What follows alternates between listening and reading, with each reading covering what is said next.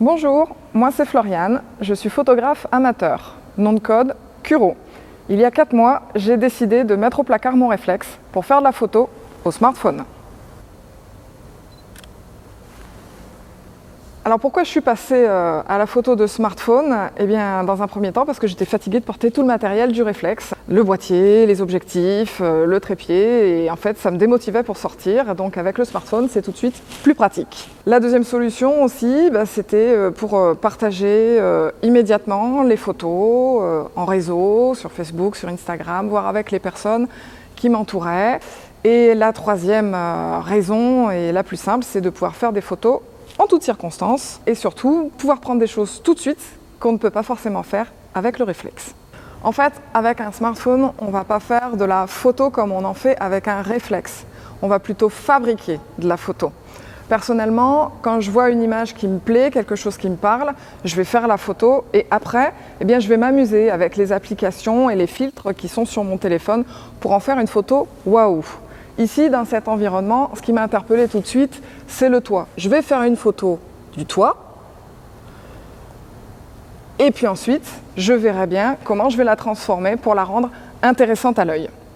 Alors maintenant que j'ai fait ma photo, je vais pouvoir m'amuser avec les applications.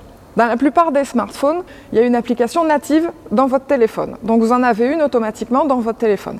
Mais après, vous pouvez en télécharger des plus complètes qui vous permettront de faire des retouches plus professionnelles, redressement de perspective, rajouter du flou. Et donc je vais rentrer dans cette application et puis retoucher plusieurs fois ma photo, changer les contrastes, la lumière, le cadrage pour faire la photo qui me convient bien. Je vais pouvoir la retoucher en 2 temps 3 mouvements et ça c'est pas possible sur un ordinateur fixe avec les Photoshop, Lightroom et autres logiciels qui me demanderaient plusieurs heures pour en arriver au même résultat. C'est donc un atout à ne pas négliger. Et voilà, c'est parti.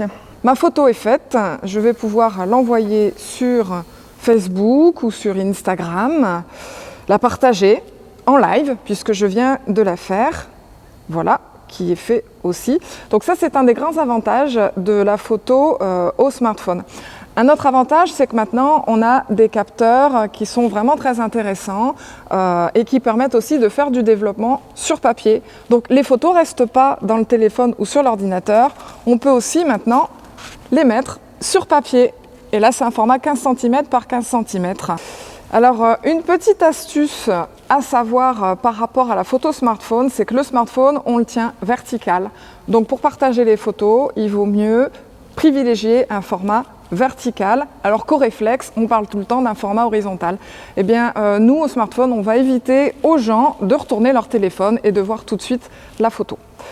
Par contre, le smartphone a des points communs avec le réflexe, notamment la batterie. Qui n'est pas extensible et la photo elle mange énormément de batterie. Donc il est plutôt conseillé, si vous voulez faire un gros usage de photos, de vous acheter une batterie externe. Et pareil pour la mémoire, c'est une petite carte SD qui est plus petite que ce qu'on peut mettre dans un réflexe.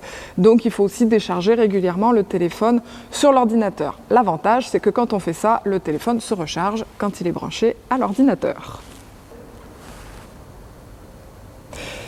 Et bien voilà, vous savez presque tout sur la photo au smartphone. On est un petit peu revenu dans l'instantané, un peu comme la photo au Polaroid, sauf que maintenant, c'est numérique. Et bien je vous souhaite à tous une bonne créativité dans vos photos smartphone.